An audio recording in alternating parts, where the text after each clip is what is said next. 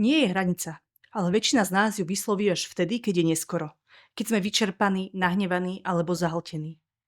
Ak vaše áno vychádza zo strachu, nie je to áno. Je to len mechanizmus prežitia.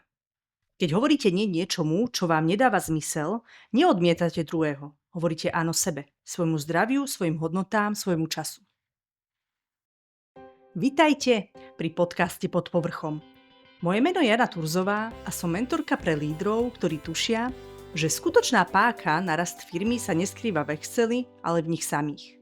Toto je podcast o sebavedomom podnikaní. Viete, niekedy si kladiem otázku. Prečo je také náročné vysloviť jedno krátke jednoduché slovo? Nie.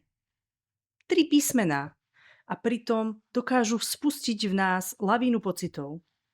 Možno to poznáte. Vo vnútri presne cítite. Nechcem to, nechcem tam ísť, nechcem to robiť, nemám na to čas, energiu ani kapacitu. Ale ústa sa usmejú a z nich vyjde. Samozrejme, nie je problém. Jasné, vidíme sa. Určite to stihnem, môžeš sa spoľahnúť. Prečo si to robíme? Lebo v sebe nosíme dlhoročné programy. Od detstva nás učili, správaj sa slušne, urobíš to a hotovo, prispôsob sa, nezabudni sa poďakovať, neodvrávaj, ale najmä musíš pomôcť. A tak sa z nás stali tí dobrí, spoľahliví a ochotní ľudia. Lenže tá ochota nás niečo stojí. Naše áno často vôbec nie je slobodné. Je automatické, je to áno zo strachu, zo zlyhania, z odmietnutia, z konfliktu. Diagnóza tejto epizódy znie syndrom dobrého človeka, ktorý zabudol sám na seba.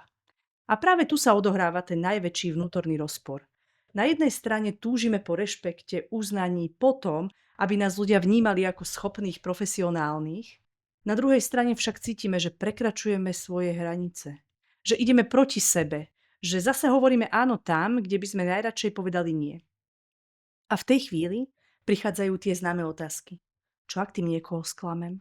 Čo ak sa na mňa nahnevá? Čo ak sa už nikdy neozve? Čo ak si pokazím vzťah, spoluprácu? Čo ak prídem o túto šancu? Tento strach z odmietnutia je často tak silný, že radšej potlačíme vlastné potreby, len aby sme boli pre druhých priateľní. Lenže presne tým prichádzame o vlastnú silu. A niekedy sa pristihneme pri tom, že už nemáme energiu, nemáme čas, nemáme chuť. Sme vyčerpaní, podráždení a cítime, že nič nestíhame. Ale nie je to preto, že by sme toho mali objektívne príliš veľa. Je to preto, že sme príliš často povedali áno, keď naše vnútro kričalo nie. A netýka sa to len veľkých rozhodnutí. Sú to tie malé, každodenné áno. Áno, prídem, hoci nestíham. Áno, spravím to večer, hoci už nevládzem. Áno, dám vám tú zľavu, aj keď to nie je férové. Áno, odpíšem, aj cez víkend, keď by som radšej trávil čas s rodinou. Lenže každé jedno z týchto áno, ktoré nebolo úprimné, nám vzalo kúsok energie. A niekedy aj kúsok sebaúcty. A potom príde večer a vy sa cítite vyčerpaní, ale nie preto, že by ste toho veľa urobili, ale preto, že ste celý deň v sebe potláčali svoje nie. To, čo nás brzdí, nie sú len naučené vzorce. Je tu ešte jeden dôležitý rozmer a tým je vnútorný postoj. Poďme sa pozrieť na psychológiu slova nie. Nie, to nie je len slovo. Je to postoj, je to hranica, je to spôsob, aký hovorím svetu, že tu končím ja a tu začínate vy. A viete čo? Toto je nesmierne dôležité.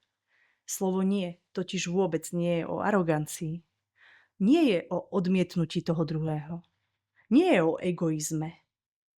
Nie je o tom, že si uvedomujete svoju hodnotu. Že viete, čo vám dáva zmysel a čo nie. Čo vám berie energiu a čo vám ju vracia späť. Keď hovoríte nie veciam, ktoré nie sú v súlade s vašimi hodnotami, v skutočnosti hovoríte veľké áno niečomu inému. Svojmu zdraviu, svojmu času, svojmu sústredeniu, svojmu podnikaniu, ktoré má byť dlhodobo udržateľné. Lenže v realite to často nevyzerá takto jednoducho.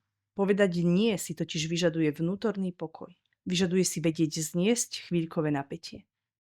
Vyžaduje si schopnosť tolerovať, že niekto bude prekvapený, možno trochu sklamaný, možno nebude súhlasiť. A práve tu to väčšina z nás vzdáva. Pretože nechceme byť tí, ktorí kazia náladu. Nechceme byť tí, ktorí sú tvrdí a nechceme byť tí, ktorí robia problémy. A tak radšej ustúpime. Prekročíme túto svoju hranicu. Povieme áno, aj keď cítime, že by sme nemali. A tým si sami podkopávame dôveru. Dôveru v seba. A aj dôveru v druhých. Pretože tí cítia, že nie sme úplne pravdiví. Zaujímavé je, že práve keď sa naučíte povedať nie, jasne, pokojne a bez emócií, bez obhajoby, ľudia vás začnú vnímať s väčším rešpektom. A tu by som rada spomenula môj obľúbený výrok, ktorý takmer vždy hovorím klientom. Kde je pravda, tam je rešpekt. Zrazu sú naopak vaše áno dôveryhodnejšie. Zrazu prestanete vysvetľovať a ospravedlňovať sa. To je ten zlomový bod. Nie ako tvrdosť, ale nie ako forma rešpektu voči sebe aj voči druhým. Pretože pravda je takáto. Ak hovoríte áno zo strachu, vaše áno nie je dar. Je to len reakcia, ochranný mechanizmus. A keď viete povedať nie, spokoja a úcty, vaše áno začne mať oveľa väčšiu váhu. A práve to je psychológia slova nie. Nie je to o odmietaní, je to o vedomom vyberaní si toho, čo je pre vás podstatné. Doteraz sme sa pozerali dovnútra, na naše naučené vzorce, strachy, presvedčenia. Ale teraz to poďme otočiť. Zoberme si konkrétne príklady z podnikania, pretože presne tam sa naše schopnosti povedať nie najčastejšie lámu. V podnikaní je tlak hovoriť áno všade prítomný. Je to tlak byť flexibilný, tlak byť dostupný, tlak neodmietnúť žiadnu príležitosť, lebo čo ak práve táto je tá pravá. Lenže takto sa pomaly ocitnete v situácii, kde hovoríte áno aj tam, kde to vôbec nedáva zmysel. A zrazu robíte veci, ktoré vás vyčerpávajú, brzdia alebo dokonca odrádzajú od vašej vízie. Pozrime sa na niekoľko typických situácií, kde práve tieto falošné presvedčenia vládnu. Nejasné požiadavky od klientov. Klient povie, potrebujem niečo malé, veď to bude len tak na hodinku. A vy poviete áno bez rozmyslu, hoci nemáte presný rozsah, podmienky ani časový rámec. Len aby ste boli ústretoví. A potom zistíte, že tá hodinka sa zmenila na týždeň nervov. Barter alebo výmena služieb. Niekto príde s ponukou. Správme to výmenou, za to video vám pošleme naše výrobky. Znie to férovo, ale vy cítite, že to takto nechcete. Alebo že to vlastne vôbec nepotrebujete. No poviete áno, lebo je vám blbé povedať nie. A už ste v tom. Investujete čas, energiu a často nedostanete späť ani len vďaku. Spolupráce, ktoré nedávajú zmysel. Príde pozvanie na spoluprácu. Možno s niekým, koho rešpektujete. Ale hlboko v sebe cítite, že toto nesedí. Nie je to vaša téma, nie je to váš človek, nie je to vaše tempo. Ale poviete áno, lebo nechcete sklamať. Alebo sa bojíte, že keď raz poviete nie, tak už nikdy vás do spolupráce nepozvú. Príliš rýchle súhlasy. Niečo vám príde do správy. Nemáte čas, ale iba odpíšete rýchlo, že áno. Bez rozmyslu, bez prestávky a potom sedíte s diárom, ktorému vládne chaos. Nie je vaša stratégia. Zľavy, kamarátske služby. Toto je citlivá téma najmä pre tých, ktorí podnikajú vo vlastnom mene. Niekto sa ozve a povie, veď ty to vieš spraviť aj lacnejšie, nie? A nevieš to len tak, nejako sa dohodneme. A vy nepoviete nie, lebo máte obavy, že stratíte priateľa, klienta, dobrý pocit. Ale v skutočnosti stratíte niečo iné. Sebarešpekt a často aj motiváciu. A toto všetko sa deje nie preto, že by ste boli zlí v plánovaní, ale preto, že ste zabudli, že vaše nie je kľúčom k vašej slobode. Ak ste sa v niektorej situácii spoznali, buďte k sebe láskaví. Lebo toto nie je o kritike, je to o uvedomení. A práve od uvedomenia sa môžeme posunúť ďalej. Aby som tu nebola len taká negatívna a nepoukazovala len na problémy, tak sa teraz pozrime na to, ako sa to dá zmeniť. Ako si natrénovať povedať nie a necítiť sa pritom vinný. Uvedomte si, kde hovoríte áno zo zvyku. To je prvý krok. Ale ten skutočný posun nastáva vtedy, keď sa to naučíte aj zmeniť. Vedomé, s rešpektom, bez potreby sa ospravedlňovať.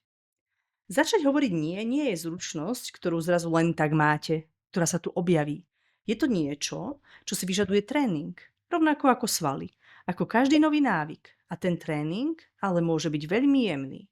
Nepotrebujete začať tým, že zrušíte všetky zbytočné spolupráce a žiadnu novú ponuku teraz nezoberiete. Ako prvú spomeniem techniku malé nie. Keď vám niekto pošle správu s otázkou, môžeš mi s týmto pomôcť? Dajte si chvíľu pauzu. Nenapíšte i hneď, že jasné. Povedzte namiesto toho niečo ako ozvem sa ti zajtra. Alebo neviem ti to teraz slúbiť, dám vedieť, keď sa pozriem do kalendára. Toto je vaša prvá vrstva hranice. Dovolíte si priestor na rozhodnutie. A to už je obrovský posun. Ktoré sú tie 3 vety, ktoré fungujú a neoslabujú? Mnoho ľudí má pocit, že nie musí byť tvrdé. Že keď poviem nie, musím to obhájiť, vysvetliť, ospravedlniť sa. Ale toto nemusí byť vôbec pravda. Skutočné nie môže byť jasné a zároveň láskavé. A tu sú 3 vety, ktoré môžete začať používať. Po prvé, ďakujem za ponuku, ale aktuálne do toho nejdem. Po druhé, mrzí ma to, ale aktuálne na toto nemám priestor.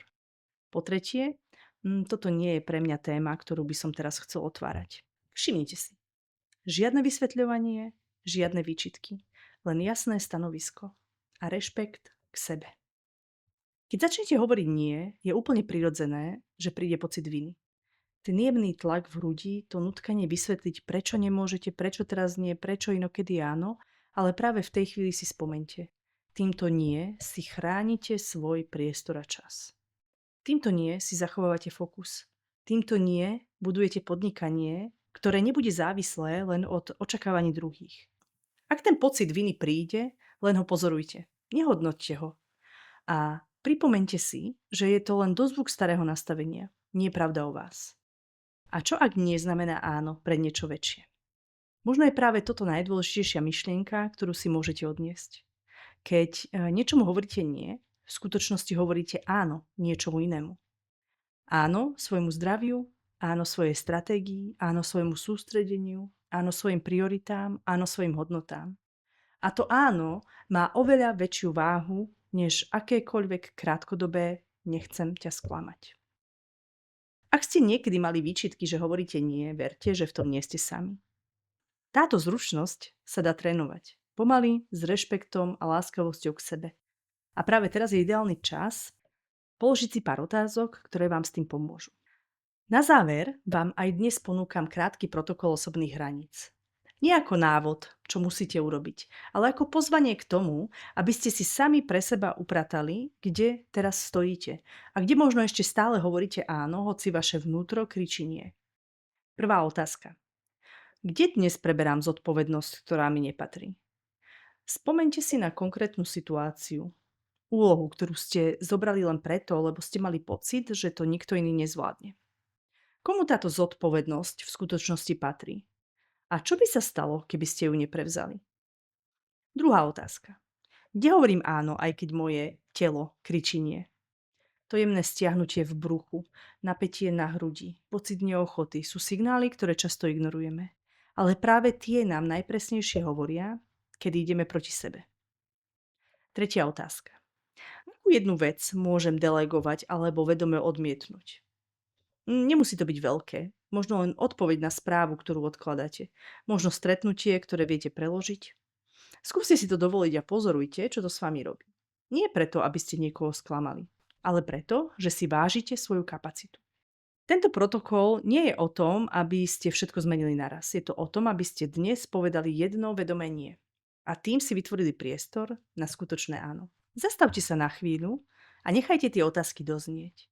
Možno si ich dnes večer zapíšete na papier, alebo sa k ním vrátite o týždeň. Buďte k sebe láskaví. Nie, nepriateľ. Nie je to osnatý múr, je to brána. Brána k jasnosti, brána k vnútornému pokoju. Brána k tomu, aby ste mohli povedať úprimné áno tým veciam, ktoré sú pre vás naozaj dôležité. A ak máte chuť ísť v tejto téme ešte hlbšie, pripravila som pre vás krátky pracovný list, ktorý nájdete v popise tejto epizódy. Čaká vás v ňom niekoľko koučovacích otázok, ktoré vám pomôžu dostať sa od slova nie do konkrétnych krokov v bežnom živote. Ak vám táto epizóda priniesla hodnotu, budem veľmi rada, ak ju pošlete niekomu, komu by mohla pomôcť. Možno niekomu, kto je vyčerpaný z toho, koľko áno už povedal a potrebuje si znovu pripomenúť, že nie je v poriadku. Ak cítite, že potrebujete niekoho, kto vás bude sprevádzať hlbšie a chcete získať späť kontrolu nad svojou energiou a podnikaním, pozývam vás na nezáväzný strategický rozhovor. Link nájdete takisto v popise. Ďakujem, že ste boli dnes so mnou. Verím, že si z tejto epizódy odnášate aspoň jedno vedomenie, ktoré si dovolíte vysloviť. Bez pocitu viny, s úctou k sebe aj k druhým.